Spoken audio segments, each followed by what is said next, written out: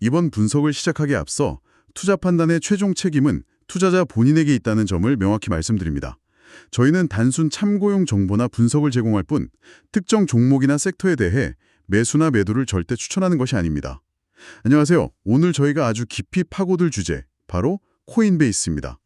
티커 심볼로는 COIN이죠. 네, COIN?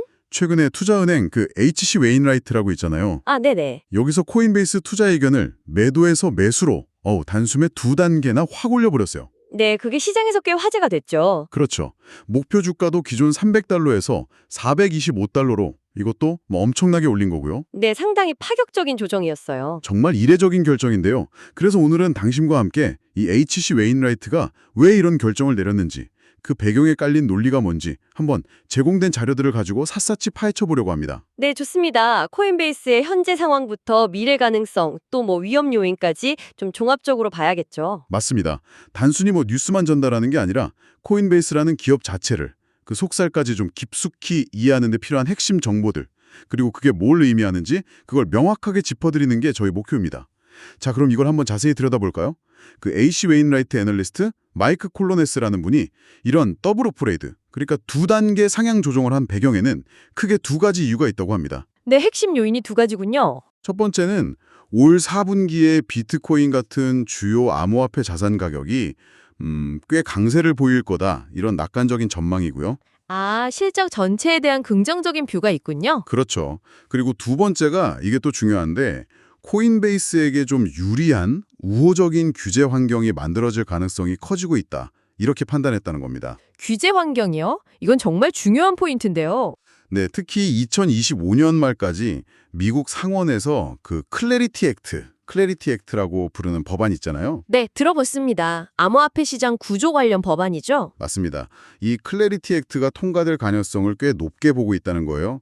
이게 쉽게 말하면 어떤 코인이 증권이고 어떤 게 상품인지, 또 거래소는 어떤 규제를 따라야 하는지, 이런 걸 좀 명확하게 정리해서 시장의 불확실성을 줄이려는 법안이거든요. 그렇죠. 그동안 이게 좀 애매해서 시장 참여자들이 혼란스러워했죠. 네, 그래서 이게 만약 통과되면 그동안 규제를 잘 지키려고 노력해온 코인베이스 입장에서는 상당한 호재가 될 수 있다, 이런 분석인 거죠. 맞습니다. HC 웨인라이트의 이런 긍정적인 전망이 더 설득력을 얻는 이유가 있어요. 바로 코인베이스가 최근에 발표한 3분기 실적 때문인데요.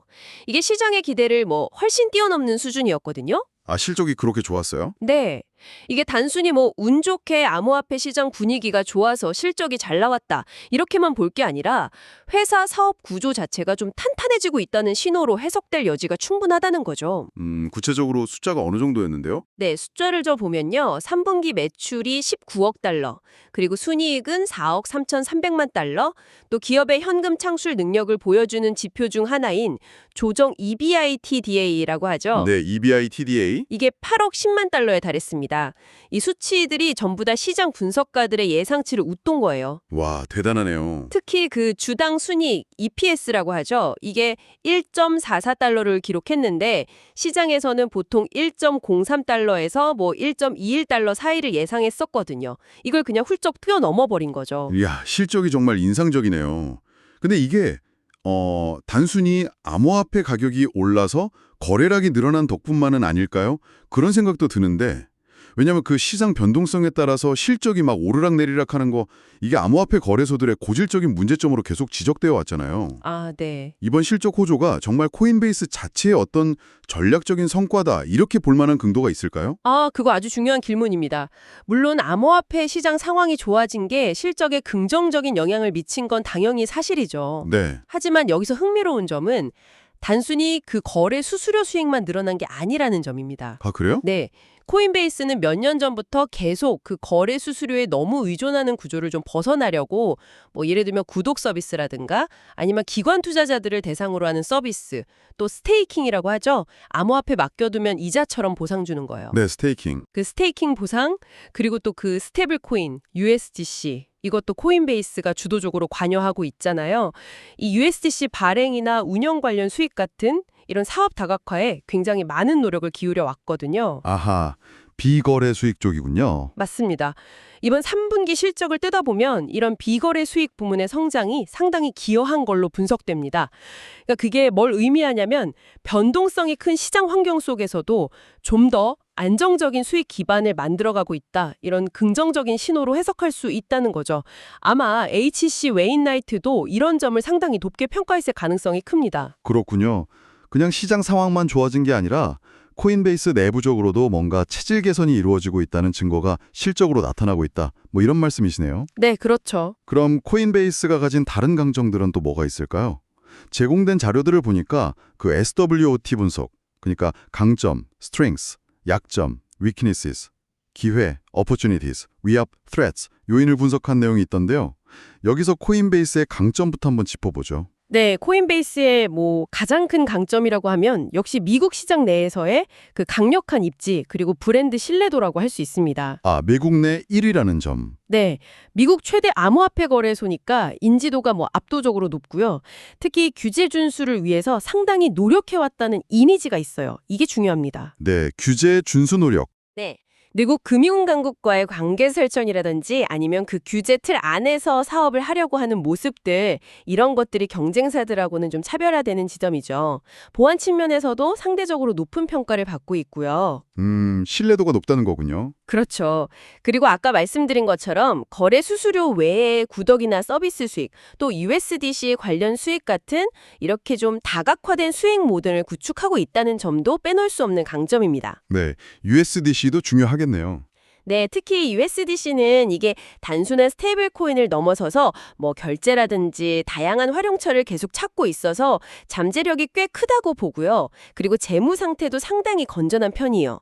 자료를 보니까 약 119억 달러 규모의 현금성 자산, 그러니까 USD 자원을 보유하고 있다고 하거든요. 와, 119억 달러요? 네, 그러니까 시장이 좀 안 좋아지거나 위기 상황이 와도 대응할 수 있는 유동성은 충분하다. 이렇게 볼 수 있는 거죠. 미국 내 1위, 규제 준수 노력, 다각화된 수익 모델, 거기다 튼튼한 재무 상태까지. 확실히 기본적인 체력은 아주 탄탄해 보이네요. 네, 기본기가 좋다고 할 수 있죠. 자, 그럼 이런 강점을 바탕으로 코인베이스가 앞으로 어떤 기회를 잡을 수 있을지 이제 기회 요인으로 넘어가 보겠습니다. 여기서부터 정말 흥미로워집니다.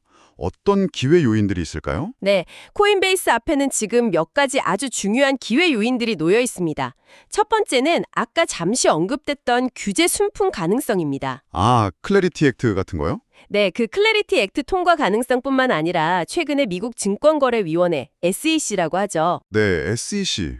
이 SEC가 리플이라는 코인 회사랑 엄청 오랫동안 소송전을 벌였었거든요. 네, 아주 지긋지긋했죠. 그렇죠. 근데 이걸 사실상 합의로 마무리 지으려는 그런 움직임을 보이고 있어요.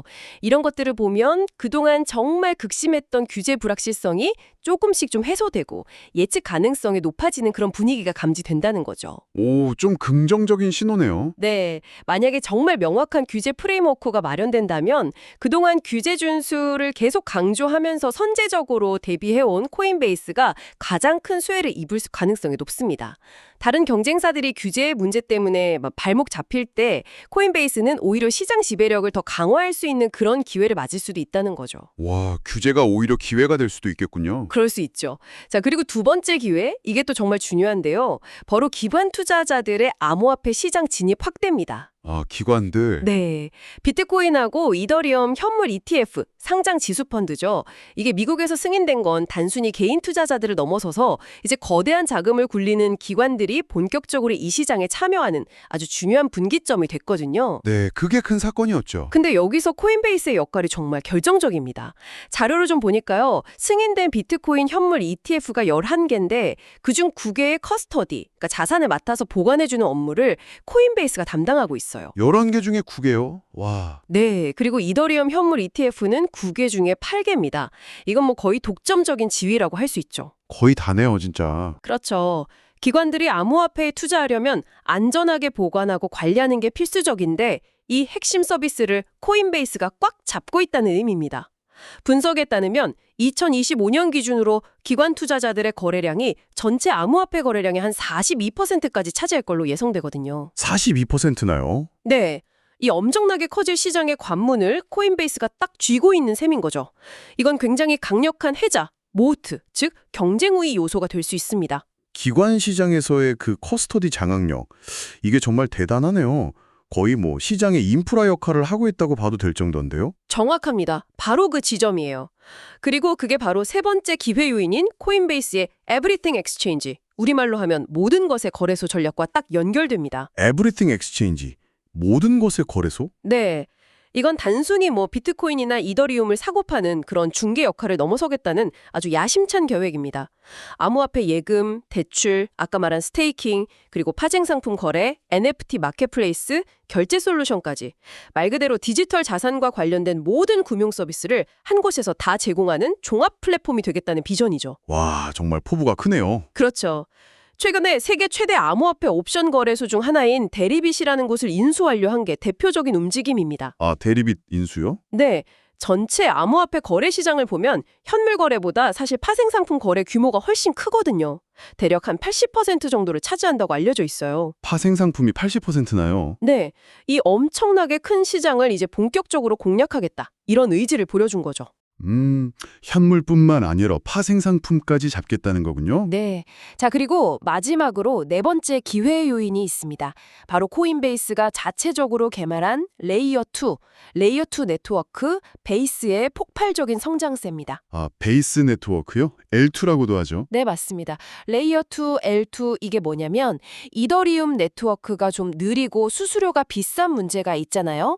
그걸 해결하기 위해서 이더리움 위에다가 하나 더 쌓아올린 보조 네트워크라고 생각하시면 좀 쉬울 것 같아요. 아, 이더리움의 단점을 보완하는 거군요. 그렇죠.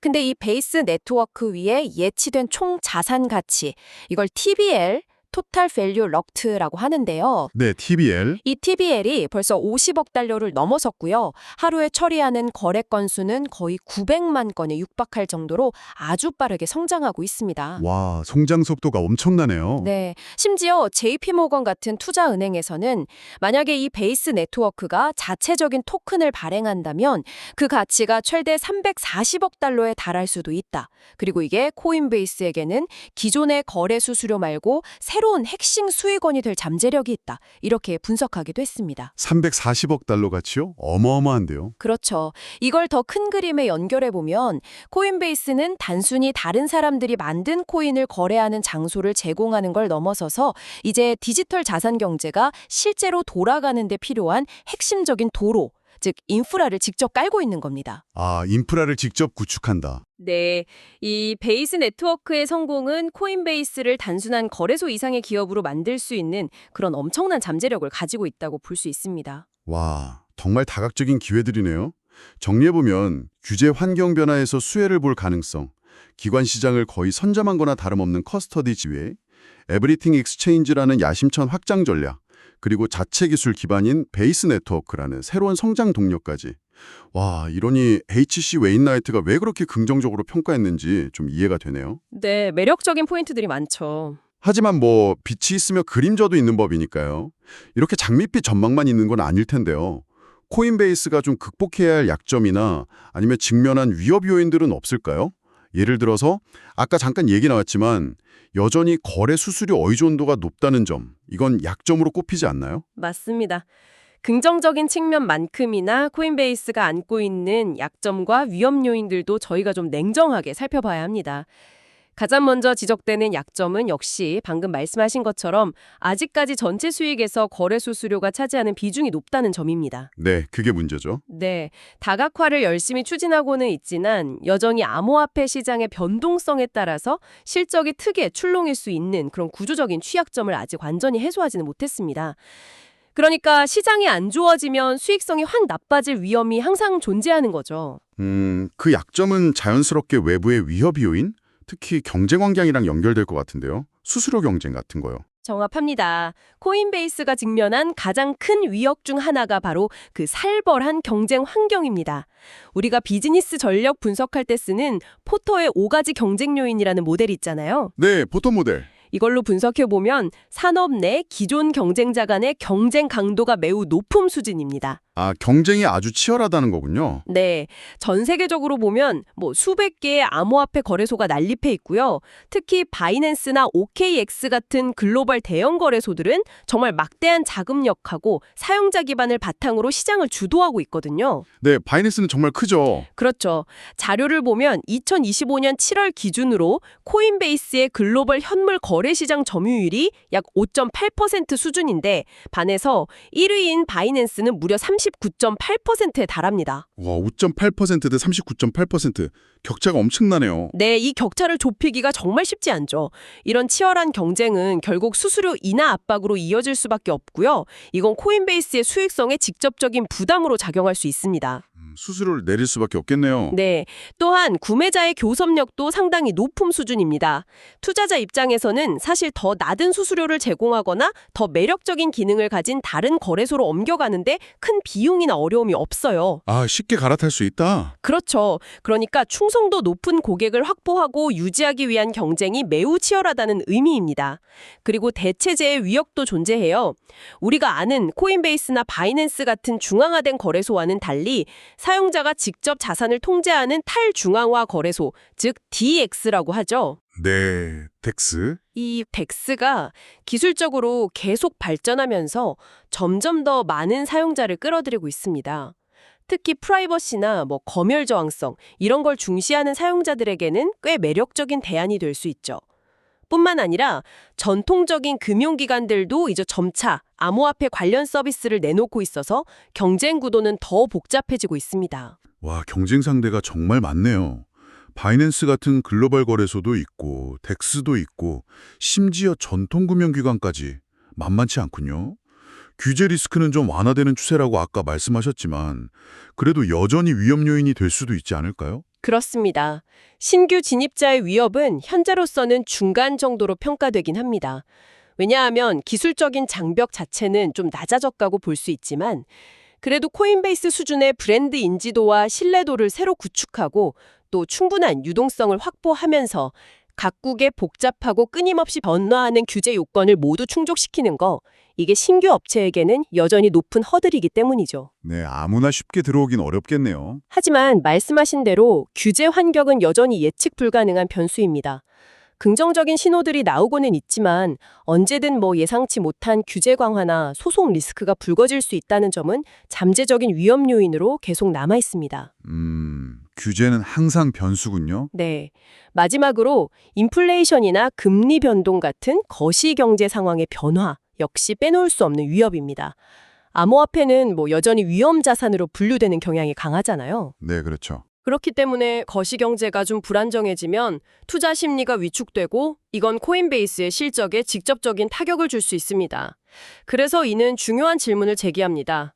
과연 코인베이스는 이렇게 다층적인 위협과 정말 치열한 경쟁 속에서 지속적인 성장을 이뤄낼 수 있을 것인가 하는 거죠. 정말 고려해야 할 요소들이 많네요.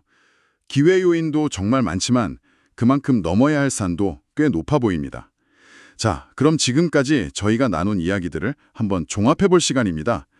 H.C. 웨인라이트의 그 파격적인 투자 의견 상향 조정은 단순히 암호화폐 시장의 반짝 상승 기대감 때문만이 아니라 규제 완화 같은 거시적인 환경 변화 가능성, 그리고 코인베이스 스스로 추진해온 에브리띵 익스체인지 전략이라든지 자체 개발한 베이스 네트워크의 성공적인 성장 같은 내부적인 역량, 이런 것들이 복합적으로 고려된 결과다.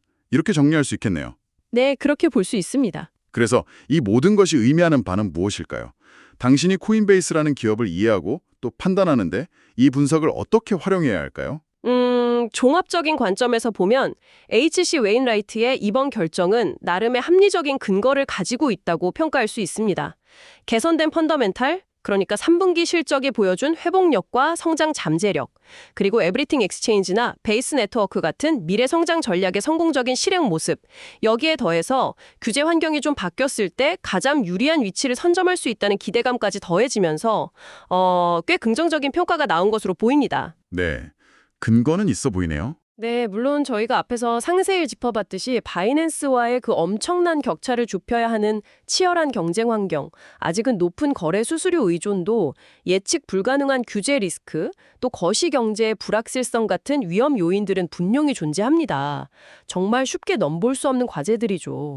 네, 리스크도 만만치 않죠. 하지만 장기적인 관점에서 볼 때 특히 그 기관 투자자 시장에서의 압도적인 커스터디 지배력, 그리고 이걸 바탕으로 한 서비스 확장 가능성, 또 베이스 네트워크를 통해서 단순한 중개자를 넘어서 플랫폼 자체의 가치를 키우려는 시도, 이런 것들은 코인베이스의 성장 잠재력을 매우 높게 평가할 수 있는 중요한 근거가 됩니다. 수익 모델 다각화가 성공적으로 진행되고 있다는 점도 긍정적이고요. 장기적인 잠재력은 확실히 있어 보이네요. 네, 그래서 H.C. 웨인라이트가 제시한 목표 주가 $425는 이러한 미래 성장 가치를 상당 부분 좀 선반영한 어떻게 보면 공격적인 목표치일 수는 있습니다. 하지만 현재 주가 수준과 비교했을 때는 여전히 상승 여력이 충분히 있다고 판단한 것으로 해석됩니다. 당신에게 이 분석이 주는 시사점은 단순히 주가의 단기적인 오르내림에 너무 일희일비하기보다는 코인베이스라는 기업의 본질적인 가치를 움직이는 여러 복잡하고 다양한 동인들, 예를 들면 회사의 전략 방향이 어떤지, 경쟁 구도는 어떻게 변하는지, 규제 환경의 흐름은 어떤지, 또 기술 개발의 성과는 어떤지 등 이런 것들을 좀 종합적으로 이해하고 장기적인 관점에서 판단하는 데 도움을 줄 수 있다는 것입니다. 네, 맞습니다.